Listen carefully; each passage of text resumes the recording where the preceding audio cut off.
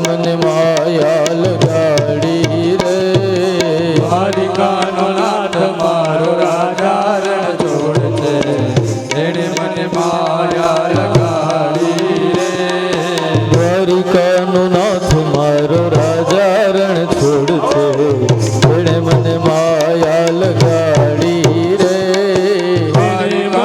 માયા લગાડી મારવાલા એને મને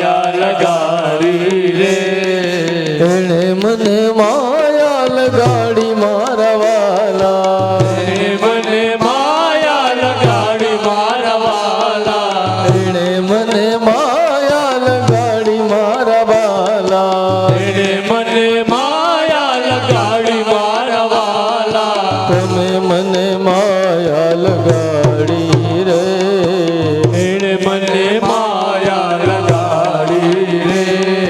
નરસૈયાનો નાથ મારો રાજા રણ છોડ છે, એણે મને માયા લગાડી રે, દયાનો નાથ મારો રાજા રણ છોડ છે, એણે મને માયા લગાડી રે.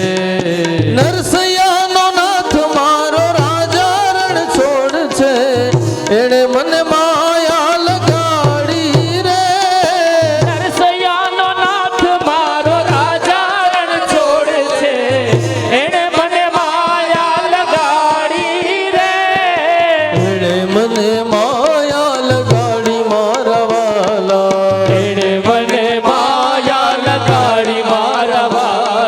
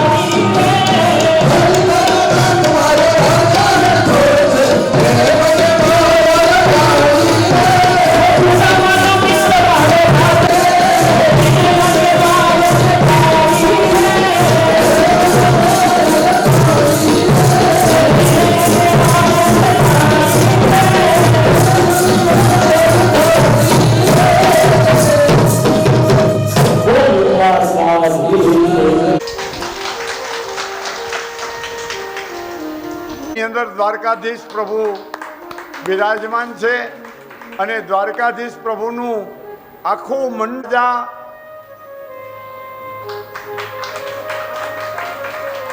કૃષ્ણ ભગવાનના દાદાજી નાના દાદા એ રાજસિંહાસનને ભોગવી રહ્યા છે અને ભગવાન એની સેવામાં વિસ્તરેલા છે. આવા ભગવાન અનેક પ્રકારના ધર્મોને પ્રવર્તમાન કરી રહ્યા છે.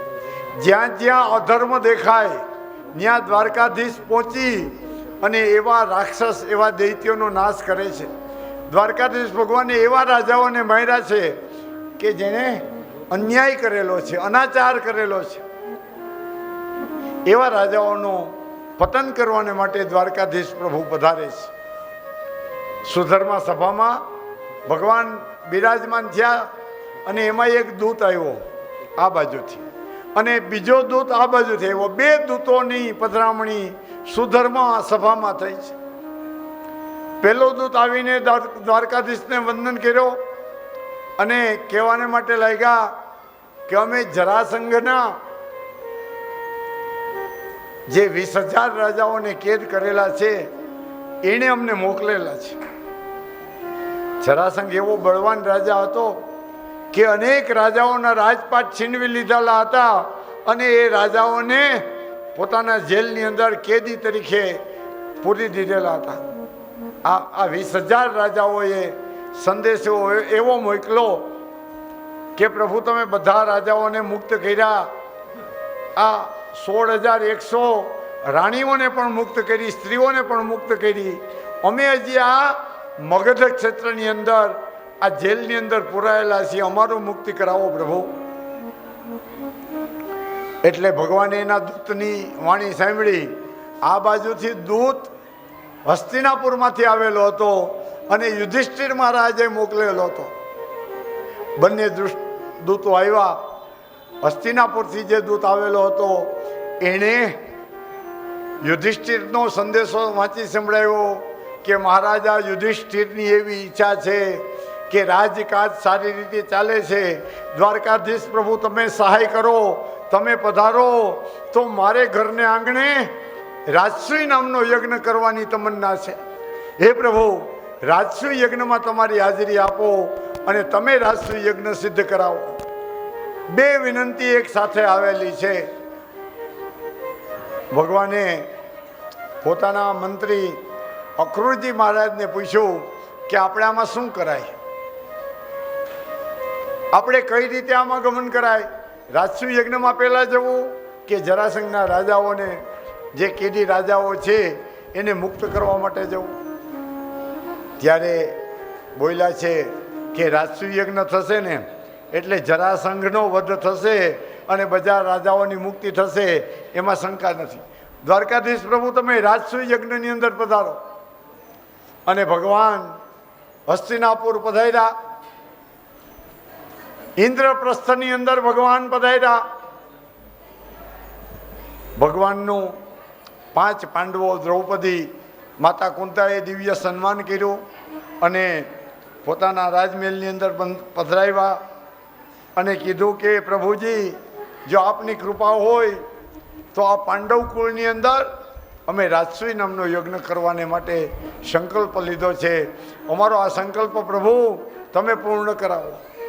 દ્વારકાધીશ પ્રસન્ન બન્યા કે પાંડુપુત્રોના જે સંકલ્પો છે એ કોઈ દિવસ ખરાબ હોતા નથી, એના વિચારો ખરાબ નથી, એનું વર્તન ખરાબ નથી, એની બુદ્ધિ મલિન બનેલી નથી, એટલે એનું કામ સિદ્ધ થશે. દ્વારકાધીશ પ્રભુએ બધી યોજના બતાવેલી છે. ધર્મરાજાને કીધું કે ધર્મરાજા, તમે તમારા રાજ્યનું સંચાલન કરો. તમારા જે ચારેય ભાઈઓ છે ને એ રથ લઈ અને ચારે દિશામાં જશે. પૂર્વની અંદર ઇન્દ્રપુત્ર અર્જુનને મોકલા, દક્ષિણની અંદર નકુલ રાજાને મોકલા, પશ્ચિમની અંદર ભીમસેન ગયા અને ઉત્તર દિશાની અંદર સહદેવ. ચારેય રાજકુમારો રાજસુઈ યજ્ઞનો રથ લઈ અને આ બધા રાજાઓને આમંત્રણ દેવાને માટે નીકળ્યા. કાં તમે અમારું આધિપત્ય સ્વીકારો અથવા તો અમારી સાથે યુદ્ધ કરો. કેટલાક રાજાઓ હતા, યુધિષ્ઠિરનું આધિપત્ય સ્વીકારી લીધું. કેટલાક રાજાઓ યુધિષ્ઠિરની સત્તા માની નહીં. એની સાથે આ ચારેય રાજકુમારોએ યુદ્ધ કર્યા. યુદ્ધની અંદર એને હરાવી અને એના મુગટ લઈ અને ઇન્દ્રપ્રસ્થની અંદર આવીને પધાર્યા છે. બધા રાજાઓને જીતાઈ ગયા. હવે એકમાત્ર જરાસંઘ બાકી રહ્યો છે, મગધ નરેશ. અને જરાસંઘ એવો યોદ્ધો છે કે એને જીતવો બહુ કઠણ છે. આવો બળવાન, આવો સુરવીર રાજા, 18 અક્ષમણીની સેનાનું બળ રહેલું છે અને એના સૈનિકો દૈવી શક્તિથી પુષ્ટ થયેલા છે. એની પાસે અસ્ત્રો, શસ્ત્રો, મંત્રાધીન દેવતાઓ એવા એને આધીન રહેલા છે. ભગવાને વિચાર કર્યો કે જરાસંઘને યુદ્ધમાં જીતવું અશક્ય છે. એટલે ભીમસેન, અર્જુન અને ભગવાન ત્રણેય બ્રાહ્મણનો વેશ ધારણ કર્યો. બ્રાહ્મણનો વેશ ધારણ કરી અને મગધ નરેશ, જરાસંઘ સવારે પૂજા સેવામાંથી બહાર નીકળ્યા ને ત્યારે દાન કરતા હતા. તો દાનવીર રાજાની સામે આવીને ઊભા રહી ગયા અને કીધું કે હે જરાસંઘ, અમે ભિક્ષા લેવાને માટે આવ્યા છીએ, અમને દાન આપ. જરાસંઘની પાસે ભગવાન, અર્જુન અને ભીમ બ્રાહ્મણનો વેશ ધારીને આવીને ઊભા રહી ગયા છે.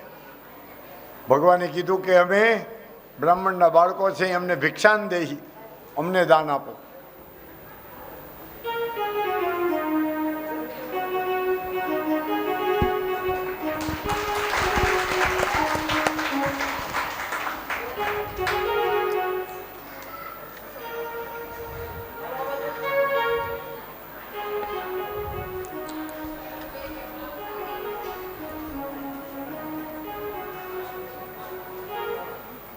બોલો બાલ કૃષ્ણ લાલ કી જય.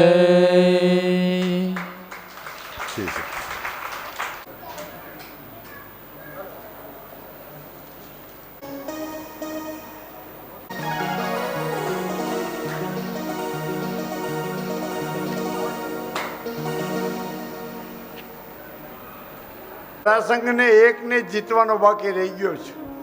આખું ભારત વર્ષ રાજસુ યજ્ઞની અંદર સંમતિ આપી દીધી.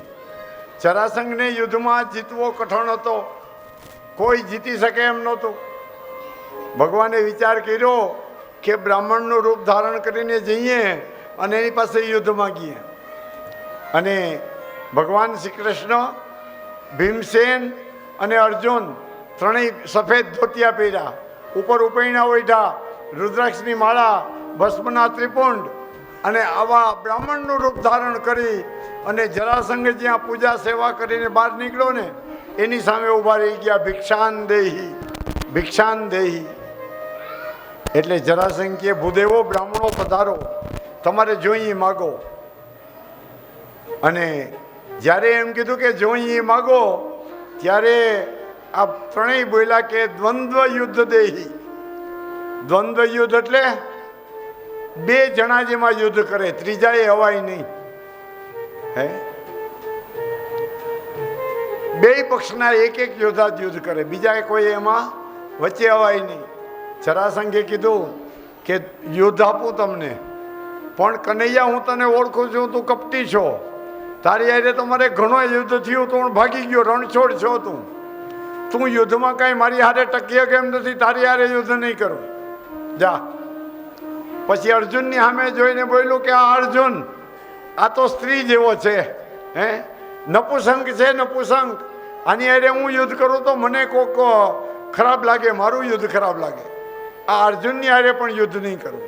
પણ વચ્ચે જે આ તગડો જાડો મોટો છે ને મલ, એ ભીમ છે અને ભીમ મારો હમો વળ્યો છે. જો યુદ્ધ કરવું હોય તો ભીમને મોકલો મારી હારે. હે, ભીમ મારે યુદ્ધ થાય એ અમે હરખા છે. બાકી આ અર્જુનને આ શ્રી કૃષ્ણ મારી હારે યુદ્ધ ન કરી શકે. જેવા તેવા માણસ હારે યુદ્ધ કરું ને તો મને પણ અપકીર્તિ લાગે. જરાસંઘનો આવો અભિમાન હતો. એટલે ભગવાને કીધું કે યુદ્ધ એની હારે કર, પણ નિયમ એ છે કે દ્વંદ્વ યુદ્ધ છે, બીજા કોઈ એમાં અવાશે નહીં. અને જરાસંઘે કીધું કે ભીમ, યુદ્ધ તો લડવું જ છે, પણ ઉતાવળ નથી કરવી. પેલા 8-10 દી મારે ઘેર ખા પી લાડવા ખા, અને પછી આપણે મુહૂર્તમાં, સારા મુહૂર્તમાં યુદ્ધ કરીએ. ભીમને બહુ ખવડાવ્યું લાડવા, અને પછી કીધું કે હવે હાલ આપણે યુદ્ધ કરીએ. અને ભીમ અને જરાસંઘનું યુદ્ધ થવાને માટે લાગ્યું. બેયને સામે સામે ગદાનો ટંકાર સામે સામે થાય તો બ્રહ્માંડમાં એના ધ્રુજારી છૂટે, અને ભીમ જરાસંઘને નીચો પાડી દે તો આ ભૂમિ ખળબળવાને માટે લાગે. એ જ પ્રમાણે જરાસંઘ યુદ્ધ કરતો ભીમને પછાડી દે તો પણ ધરતી આમ ધ્રુજવાને માટે લાગે. માણસોને એમ થયું કે આ પ્રલય થઈ જાય કે હું પૃથ્વી આમ હાલક ડોલક થાવ, એવું યુદ્ધ થયું. અને 18 દિવસ સુધી આવું યુદ્ધ ચાલે. આખો દિવસ બેય બળવા યુદ્ધ કરે, બેય બળવાન યોદ્ધા યુદ્ધ કરે, અને રાતે બેહીને ખૂબ બેય જણા લાડવા ખાય. દરરોજ પાછા રાતે બેહીને લાડવા ખાય. ખૂબ ખોરાક કર્યો અને ખૂબ યુદ્ધ કર્યું. ભીમે કીધું કે ભગવાન, તમે મને આમાં ખોટો હલવાડ્યો છો. આની હારે યુદ્ધ કરવું બહુ આકરું છે. આ પહાડા અને હાડકા હવે હાવ તૂટીને ઓલા થઈ ગયા. પ્રભુ કાંઈક કૃપા કરો. ત્યારે ભગવાને કીધું કે કાલે યુદ્ધ કરને, યુદ્ધ એની હારે કરજે, પણ દ્રષ્ટિ મારી સામે રાખજે. ભગવાનનો આ ગીતા સંદેશ છે. યુદ્ધ કરો, સંસાર ભોગવો, પણ દ્રષ્ટિ ક્યાં રાખવાની જ? ભગવાનની સામે. સંસારના બધાય કામ કરવાના જ. એ કોઈ કામ કર્યા વિના હાલશે નહીં. આપણી જવાબદારી છે. આ સંસારમાં આવ્યા તો દીકરા તરીકેની આપણી ફરજ છે, પતિ તરીકેની આપણી ફરજ છે, ભાઈ તરીકેની આપણી ફરજ છે, દુશ્મન તરીકેની આપણી ફરજ છે. બધાના કાંઈ આપણે મિત્ર જ ન હોય, કોક આપણે દુશ્મન પણ ગણતું હોય.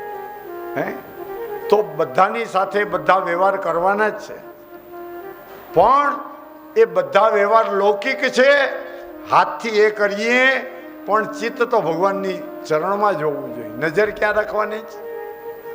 ભગવાનની સામે. સંસારના બધા કામો કરવાના. પિક્ચર જોવાય જવાનું, મૂવી જોયા વિના હાલે નહીં, જોવાનું. બધા ભોગ ભોગવવાના જ, કાંઈ મૂકવાનું. આ ગીતાનો યોગેશ્વર કહે છો, હું નથી કહેતો. વળી એમ કે લાવો ટિકિટના પૈસા કરો. બાપા એ કથામાં કીધું પિક્ચર જોવા જવાનું. આ મારા શબ્દો નથી, યોગેશ્વરના શબ્દો છે. બધા સંસારના કામ કરવાના જ છે, પણ એ કામ કરતા કરતા ભગવાનને ભૂલવાના નથી. દ્રષ્ટિ ભગવાનની. એટલે ભગવાને કીધું કે અર્જુન, અરે ભીમ, યુદ્ધ કરજે જરાસંઘની સામે, પણ દ્રષ્ટિ મારી સામે રાખજે તો તારો વિજય થશે. અને ભીમે 18મા દિવસે તો એવો થાકી ગયો હતો ને, હવે ત્રેવડ નથી રહી. અને અખાડામાં બંને સવારે બે ઉઠ્યા, અખાડામાં આવ્યા, પરસ્પર યુદ્ધ કરવાને માટે લાગ્યા. ભીમે ભગવાનની સામે જોયું તો ભગવાને શું કર્યું? આમ ઝાડવું હતું ને, ઝાડવામાંથી એક ડાળખું તોડ્યું. એટલે ભીમે કીધું, હું ભીમ પાછો બુદ્ધિમાં મારી જેવો જાડી બુદ્ધિનો, ઘડીકમાં કાંઈ સમજે નહીં. એટલે આમ તણખું તોડ્યું, અને એના દાંતણની આમ જેવી ચીર કરીએ ને, એમ 2 ચીર કરી. હવે ભીમને ખબર પડી કે આને ચીરવાનો છે, આને બુકા નથી મારવાના. આને ઝાપટ મારો, અસર થવાની નથી. ગદા મારો, આને પ્રહાર થવાનો નથી. જયદ્રથ આના પિતાનું નામ હતું.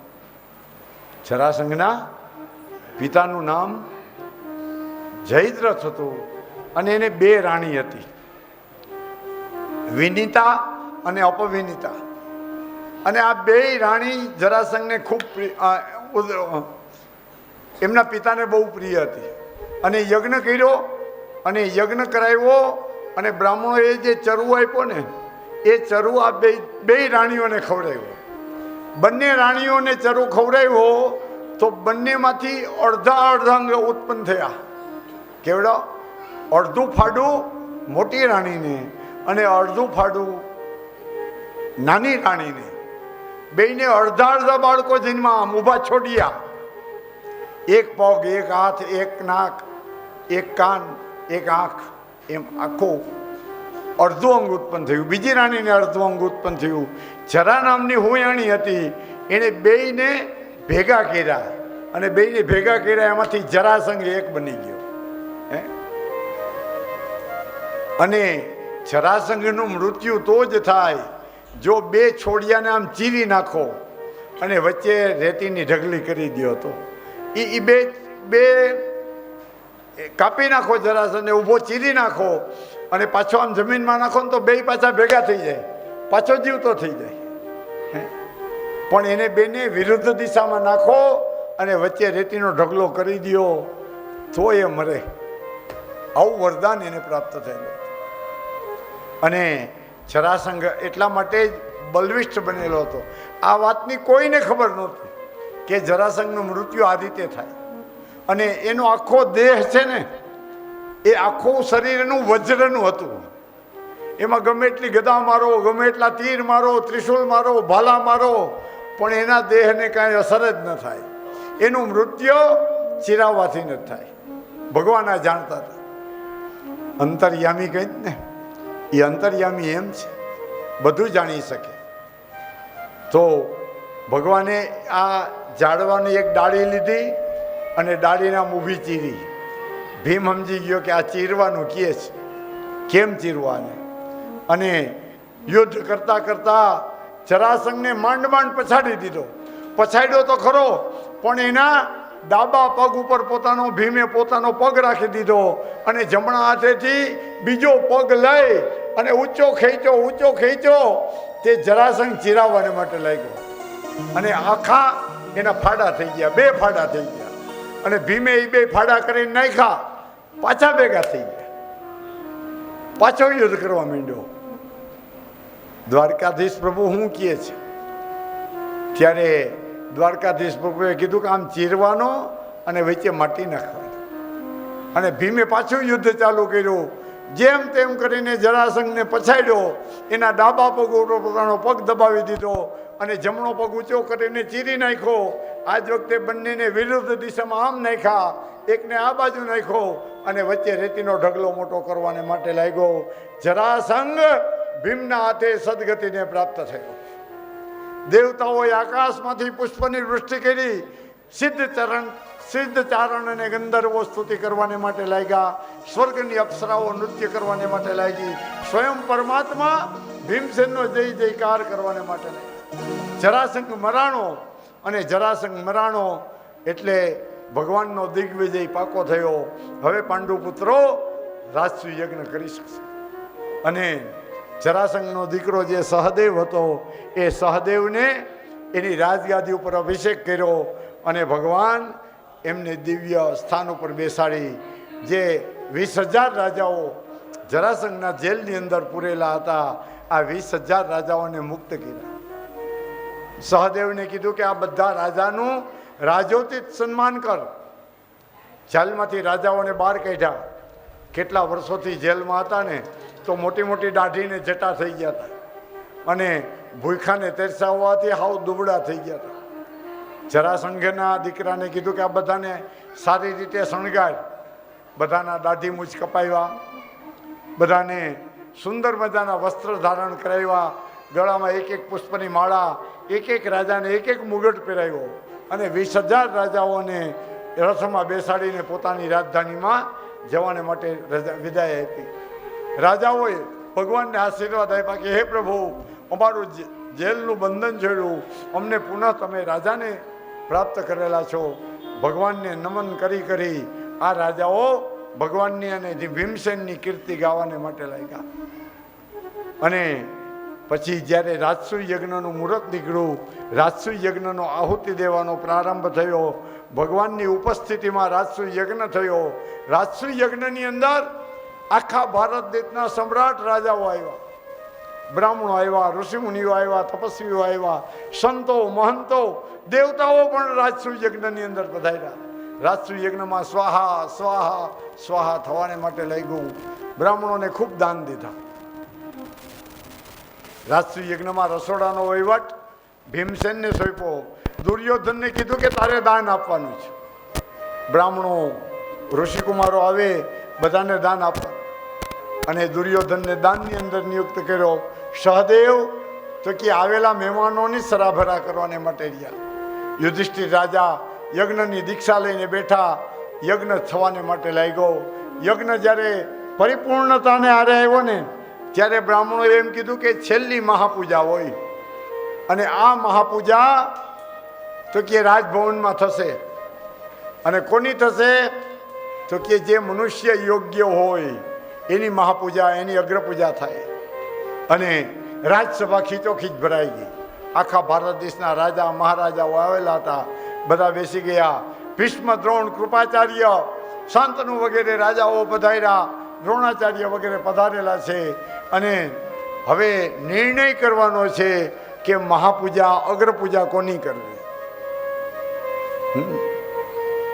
સહદેવ ઊભા થઈને વિનંતી કરી કે અત્યારે આ ભૂમંડળ ઉપર ભગવાન નંદનંદન યશોદાનંદન શ્રી કૃષ્ણ પરમાત્મા દ્વારકાધીશ છે અને દ્વારકાધીશની અગ્રપૂજા થશે. સહદેવ બોલ્યા કે આમાં કોઈને કાંઈ વાંધો તકરાર હોય તો કયો. ત્યારે બીજું કોઈ બોલ્યા નહીં. બધાએ કીધું અસ્તુ અસ્તુ, બરોબર છે. પણ ચેદીરાજ શિશુપાલ માન્યો નહીં. શિશુપાલે વિરોધ કર્યો. અંદર આવી ગયો યજ્ઞ. સ્વર્ગના દંદારાઓ નગારાઓ વાગવાને માટે લાગશે. અને તક્ષક નામનો નાગ. બધી અદ્ભુત કથા છે. 11મા સ્કંદની અંદર તો ભગવાનના યોગેશ્વરોની કથા આવશે. 12મા સ્કંદની અંદર ભગવાનના ભક્તોની કથા આવશે. આવી કથા બપોર પછી આપણે શ્રવણ કરવાની છે. સુદામાને આપણે પૌવા ધરાવવાના છે. અને ભગવાનની કથાને આપણે બપોર પછી 4:30 વાગે વિરામ આપવાનો છે. તો છેલ્લે આવે હુંડીનો અધ્યાય. હે, ઘણાય પૂછે કે હુંડી એટલે શું? હુંડી એટલે નરસિંહ મહેતાએ લખી અને સામળિયાજીએ સ્વીકારી દ્વારકામાં. આને હુંડી કહેવાય. અત્યારની ભાષામાં ચેક. હે, ચેક લખીને આપો ને બેંકમાં. બેંકમાં જાઓ એટલે પૈસા આપી દે, વટાવી દે. પેલા હુંડી કહેતા, અત્યારે આપણે ચેક કહી છે. તો ભગવાન ચેક, આપણો ચેક ભગવાન વટાવવા માટે સ્વીકારે, એને હુંડીનો અધ્યાય કહેવાય. આપણે સંસારી જીવ છે. આખી આખી કથા સાંભળી ન શીખ્યા હોય. એકાદ દી મહેમાન આવે, એકાદ દી કંઈ તાવ માથું થાય, એકાદ દિવસ આળસ થઈ જાય, એકાદ દિવસ કાંઈ કેવડી જવાનું થાય, તો જે ભક્તો પૂરી કથા સાંભળી શકતા નથી, અથવા તો ગોરબાપા કથા વહેલી ચાલુ કરી દઈએ ને આપણે 5-10 મિનિટ મોડા થયા હોય, તો સંપૂર્ણ ભાગવતનું ફળ મળે. તો છેલ્લો અધ્યાય એવો રાખ્યો છે કે આખા ભાગવતનો સાર એમાં મૂકેલો છે. અને આ છેલ્લો અધ્યાય સાંભળી લ્યો ને તો શું થાય? આખા ભાગવતની કથા સાંભળવાનું પૂર્ણ મળે. હે, આખું જે નથી સાંભળી શીખ્યા, જેણે એક સેશન છોડી દીધું, કોઈની એકાદ કલાક છૂટી ગઈ, કોઈકની એકાદ મિનિટ છૂટી ગઈ, તો જે કથા છૂટી ગઈ છે, અથવા અમે પણ પૂરી કથા ક્યાં કહી શકીએ? હે, આ તો ભગવાનની હરિ અનંતા હરિ કથા અનંતા, હરિ અનંતા હરિ કથા અનંતા. ભગવાનની કથા તો કીધા રાખીએ ને તો પણ કોઈ દી પાર પામતો નથી. એક શ્લોક લખો, અસિત ગિરિશમમ સ્યાત કજ્જલમ સિંધુ પાત્રે શુરતરુવર શાખા લેખિની પત્ર મૂર્વી લિખતી અધિગૃહિતવા શારદા સર્વકાલમ તદપિ તવ ગુણાના મીશ પારમ નયાતિ.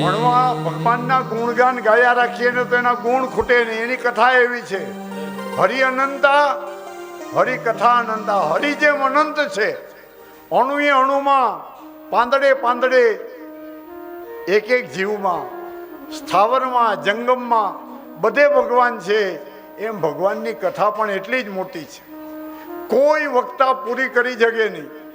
શું કહે છે? અસિત ગિરી સમમ સ્યાત કજ્જલમ સિંધુ પાત્રે. આ પૃથ્વી જેવડો કાગળ લ્યો, આ પૃથ્વી જેવો કાગળ લ્યો, અને સમુદ્રનું પાણી છે ને, આ સાતેય સમુદ્રમાં જેટલું પાણી છે એટલી સાઈ લ્યો, અને સાક્ષાત સરસ્વતી દેવી કામધેનું કલમ બનાવે. કામધેનું, અરે કલ્પવૃક્ષ, હે કલ્પવૃક્ષની ઈંડી પેન બનાવો, કલમ બનાવો, સમુદ્રના જળમાં એને બોળો, અને ભગવાનના નામ લખતા જાઓ, ભગવાનની કથા લખતા જાઓ, તો પણ પૂરું પડે નહીં. આવી ભગવાનની કથા, આટલી મોટી ભગવાનની કથા રહે. સમુદ્ર તો અગાધ હોય, પણ માછલું કેટલું તરી હગે? ભગવાને જેટલી માછલાને કેપેસિટી આપેલી હોય ને એટલું માછલું તરી હગે. આકાશ તો અનંત છે, પણ પંખી ક્યાં સુધી ઉડી હગે? તો કે ભગવાન એની પાંખમાં જેટલું બળ આપેલું છે ને એટલું જ ઉડી શકે. તો આપણે તો કેટલી કથા કહી શકીએ.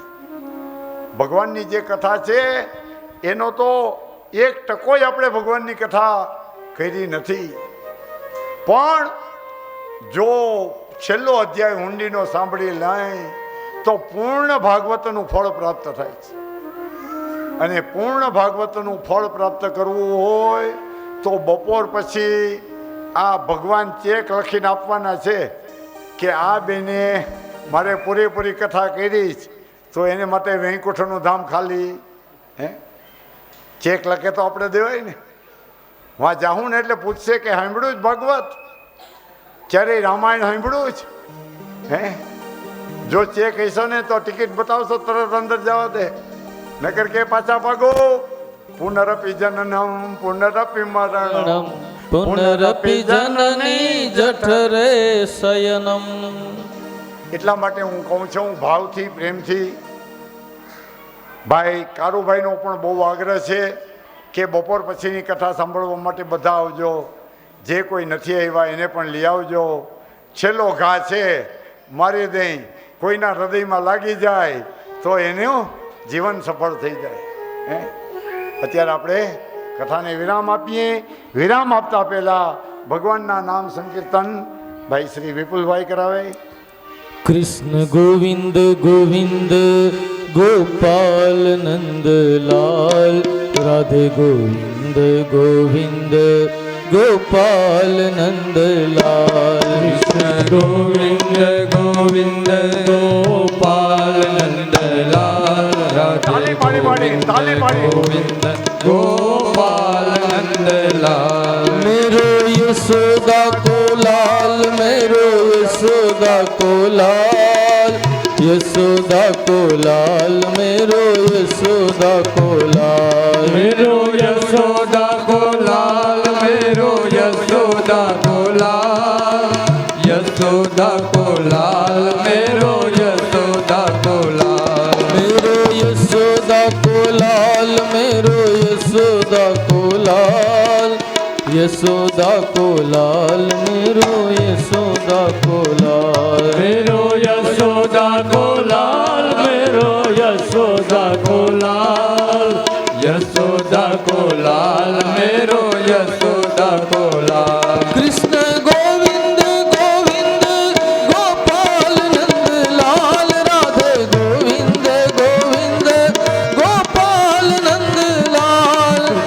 गोविंद गोविंद गोपाल नंदलाल, राधे गोविंद गोविंद गोपाल नंदलाल. मेरो कुंज बिहारी लाल, मेरो कुंज बिहारी लाल, कुंज बिहारी लाल, मेरो कुंज बिहारी लाल. मेरो कुंज बिहारी लाल, मेरो कुंज बिहारी लाल, कुंज बिहारी लाल, मेरो कुंज बिहारी लाल. मेरो राधा वल्लभ लाल, मेरो राधा वल्लभ वल्लभ लाल, राधा वल्लभ लाल, मेरो राधा वल्लभ लाल, मेरो राधा वल्लभ लाल, मेरो राधा वल्लभ लाल, राधा वल्लभ लाल, मेरो राधा वल्लभ लाल। कृष्ण गोविंद गोविंद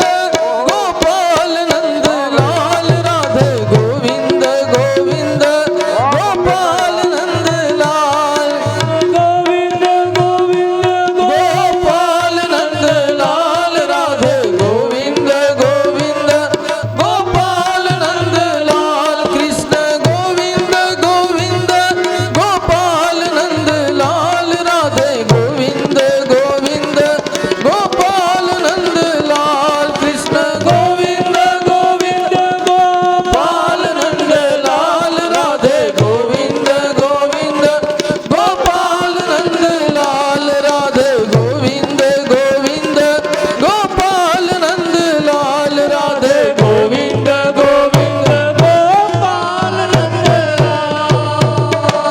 बाय મોક્ષ સુધી સ્વર્ગના દંદારાઓ નગારાઓ વાગવાને માટે લાગશે અને તક્ષક નામનો નાગ.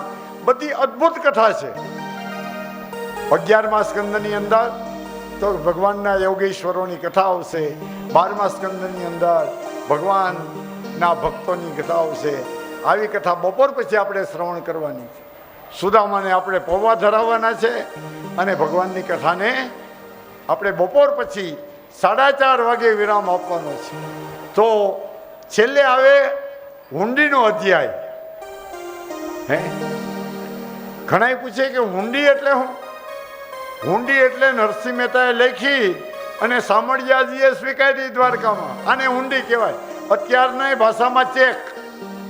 હે, ચેક લખીને આપો ને બેંકમાં જાઓ એટલે પૈસા આપી દે, વટાવી દે. પેલા હુંડી કહેતા, અત્યારે આપણે ચેક કહી છે. તો ભગવાન ચેક, આપણો ચેક ભગવાન વટાવવા માટે સ્વીકારે, એને હુંડીનો અધ્યાય કહેવાય.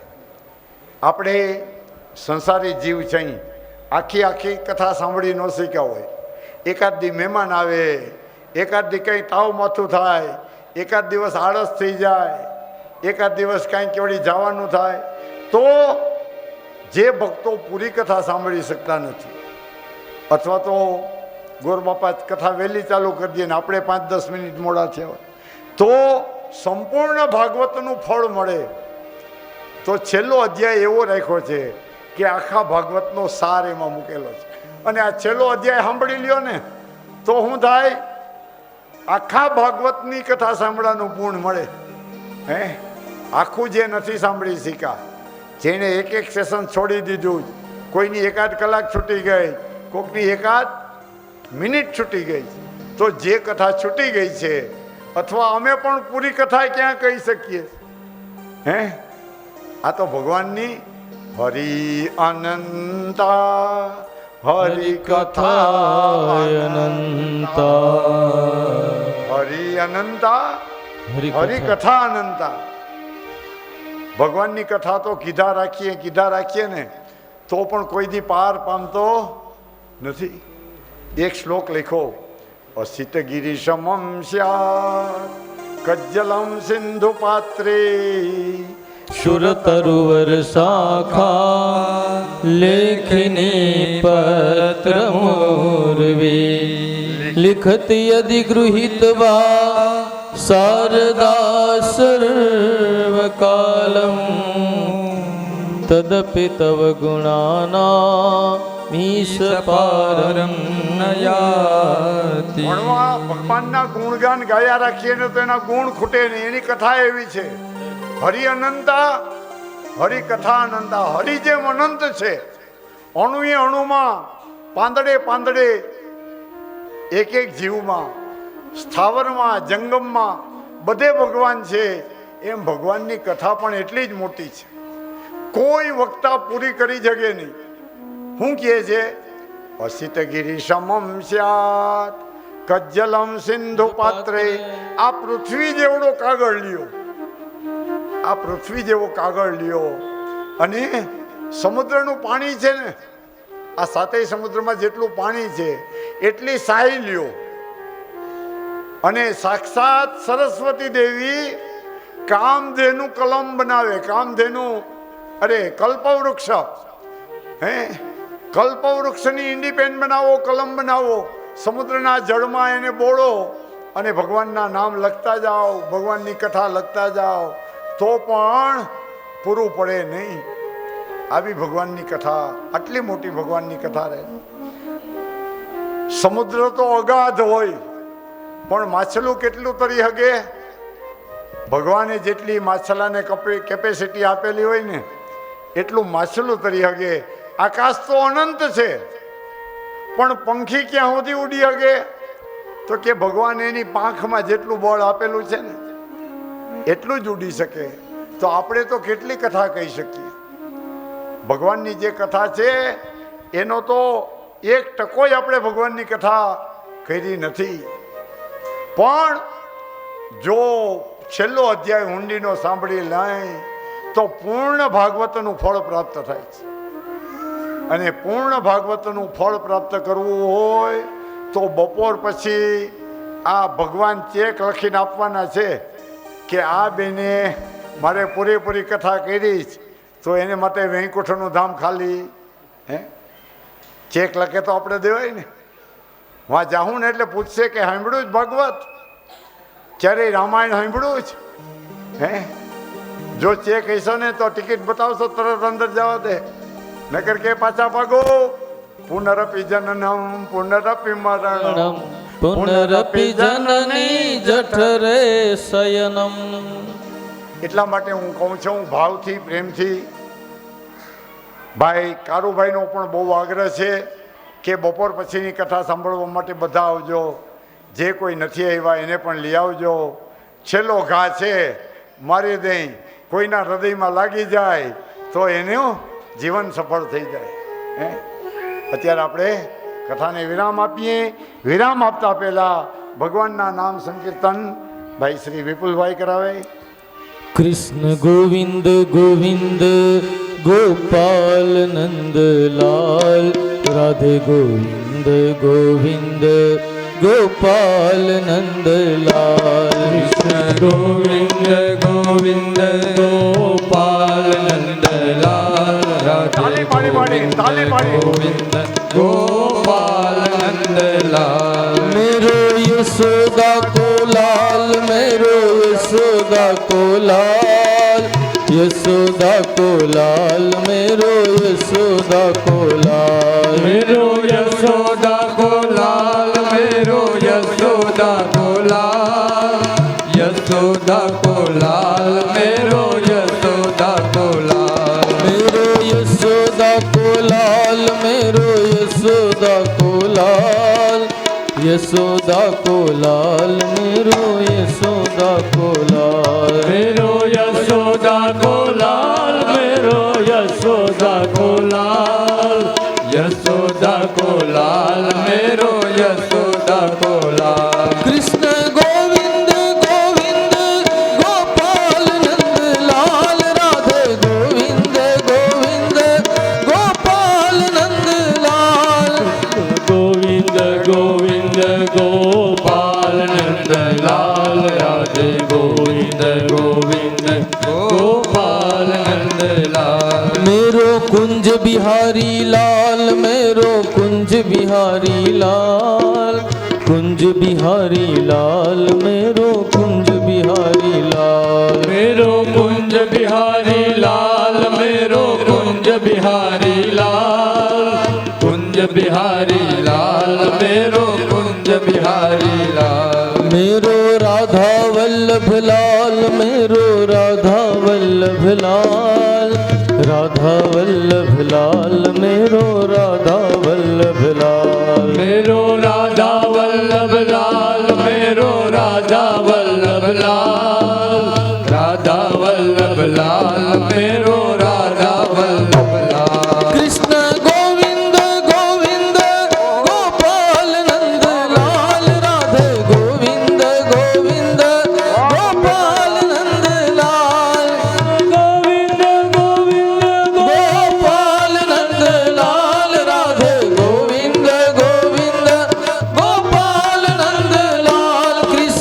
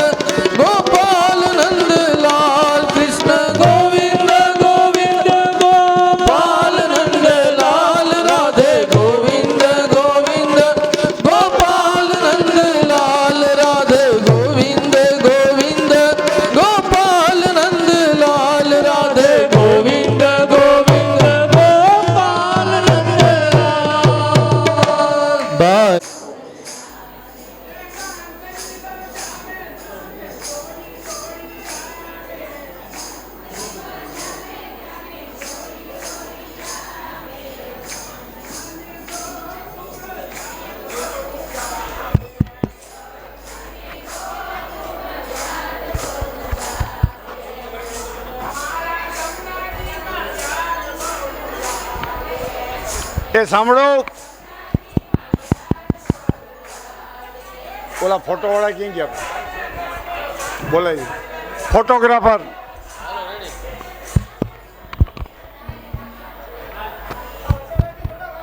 ઓમ શ્રી ગણેશાય નમઃ.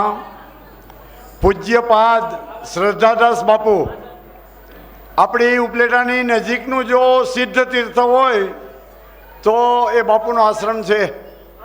ભાદર નદીના કિનારા ઉપર ભાદર મોજ ત્રિવેણી સંગમ, અને ત્યાં શ્રદ્ધાદાસ બાપુનો આશ્રમ, બર્ણેશ્વર મહાદેવનું દિવ્ય મંદિર. જેટલું ભવનાથનું મહત્વ છે એટલું જ આપણું આ બર્ણેશ્વર મંદિર અતિ પ્રાચીન અને પ્રસિદ્ધ છે.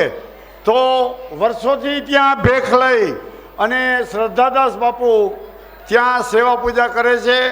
આ કુટુંબનું અહોભાગ્ય કે આવા સંતો, આવા દિવ્ય પુરુષો આપણી કથાની અંદર પધાર્યા. શ્રદ્ધાદાસ બાપુનું દિવ્ય સન્માન કરીએ છીએ. બાપુને કંઈ તમારા આશીર્વાદ સદૈવને માટે આ પરિવાર ઉપર, આ જનતા ભગત જન ઉપર પડતા રહીએ એવી કૃપા કરો. શ્રદ્ધાદાસ બાપુનું સાલ ઓઢાડી અને સન્માન આ પરિવાર કરે છે. ભેટ પૂજા અર્પણ કરજો. બાપુને હાર માળા.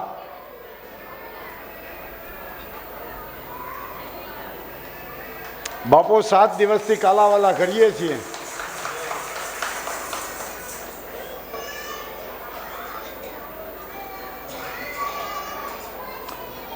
ભેગા બાપુના ભગત આપણા ભાઈ શ્રી શું નામ? રાજેશભાઈ ને હે વિરમભાઈનું સન્માન કરીએ. વિરમભાઈ અહીંયા પધારો.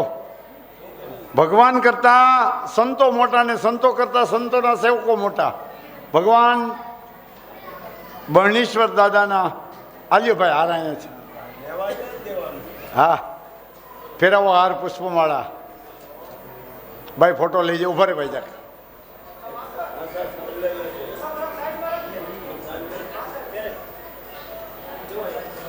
વિરમભાઈનું પણ સ્વાગત કરીએ છીએ.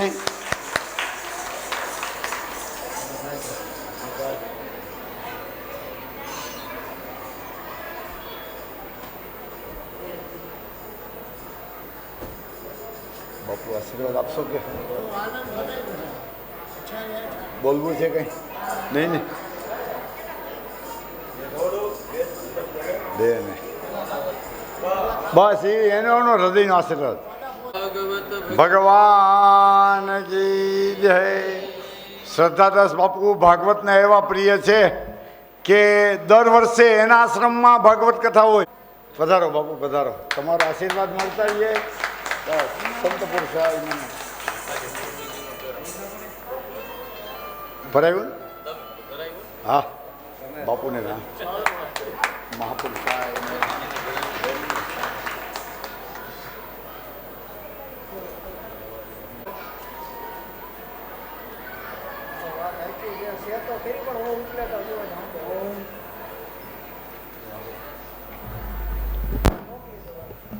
છે. ગિરનાર ક્ષેત્રની અંદર જેવા ભવનાથ દાદા છે ને એવા જ બર્ણેશ્વર દાદા છે. કારણ કે બંને પશ્ચિમાભિમુખ, બે ભગવાનના મોઢા. બાપુના આશીર્વાદ આ પરિવાર ઉપર સદૈવને રહીએ એવી ભગવાન ઠાકોરજીને પ્રાર્થના.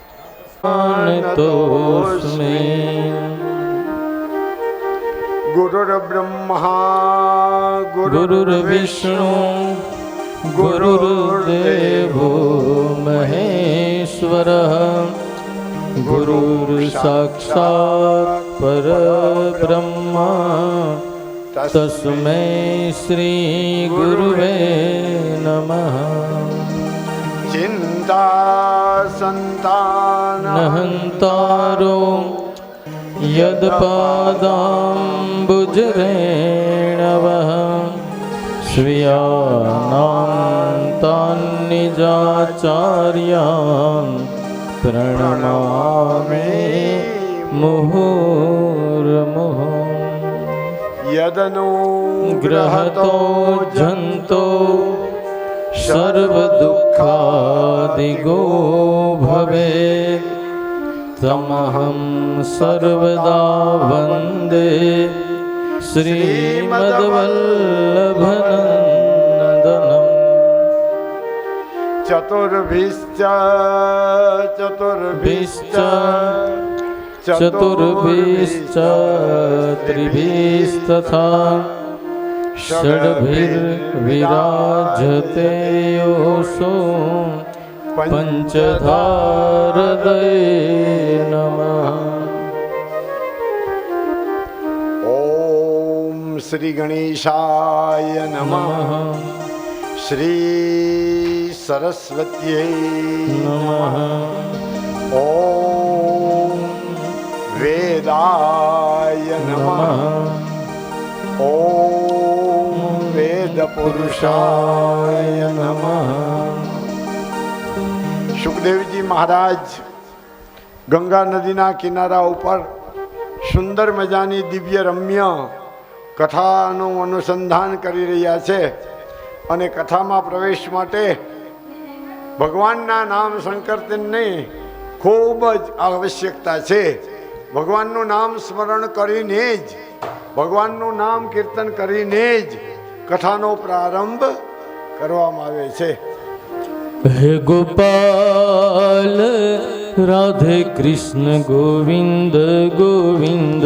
હે ગોપાલ રાધે કૃષ્ણ ગોવિંદ ગોવિંદ. કૃષ્ણ ગોવિંદ ગોવિંદ. કૃષ્ણ ગોવિંદ ગોવિંદ. રાધે ગોવિંદ ગોવિંદ. રાધે ગોવિંદ ગોવિંદ. રાધે ગોવિંદ ગોવિંદ. રાધે ગોવિંદ ગોવિંદ. હે ગોપાલ રાધે કૃષ્ણ ગોવિંદ ગોવિંદ. ગોપાલ રાધે કૃષ્ણ ગોવિંદ ગોવિંદ. શ્રી રાધે જય રાધે. જય શ્રી કૃષ્ણ બોલો જય રાધે. શ્રી રાધે જય રાધે.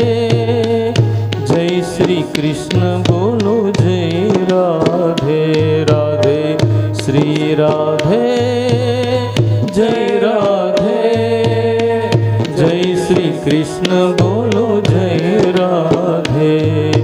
રાધાનો શ્યામ ગોપ ગોપીનો શ્યામ. રાધાનો શ્યામ ગોપ ગોપીનો શ્યામ. રાધાનો શ્યામ ગોપ ગોપીનો શ્યામ.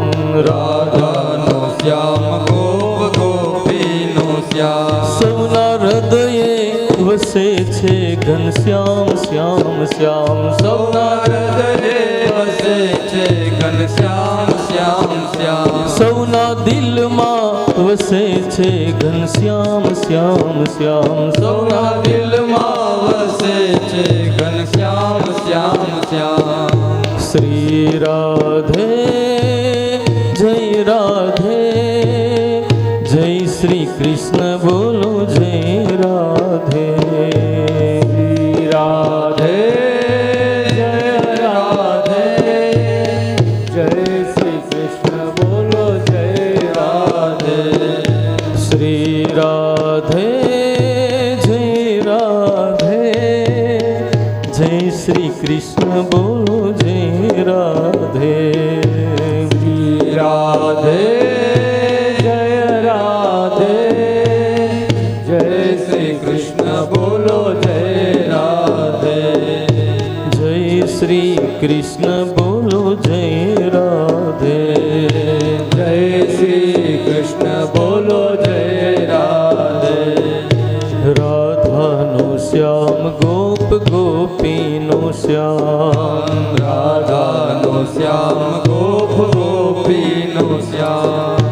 રાધાનો શ્યામ ગોપ ગોપીનો શ્યામ. રાધાનો શ્યામ ગોપ ગોપીનો શ્યામ. સૌના હૃદયે વસે છે ઘનશ્યામ શ્યામ શ્યામ. સૌના હૃદયે વસે છે ઘનશ્યામ શ્યામ શ્યામ. સૌના દિલમાં વસે છે ઘનશ્યામ શ્યામ શ્યામ. સૌના દિલમાં વસે છે ઘનશ્યામ ઘનશ્યામ શ્યામ શ્યામ સૌના દિલમાં વસે છે ઘનશ્યામ શ્યામ શ્યામ સૌના દિલમાં વસે છે ઘનશ્યામ શ્યામ શ્યામ બોલો બાલ કૃષ્ણ લાલ કી જય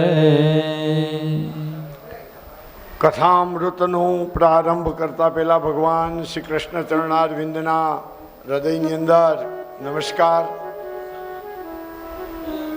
કાળુભાઈનો પરિવાર હાજર હોય તો ભગવાનની કથા પહેલાં ભગવાનના ભક્તોનું સન્માન અને ત્યાર પછી શેષ કથાનો પારાયણ કરીએ.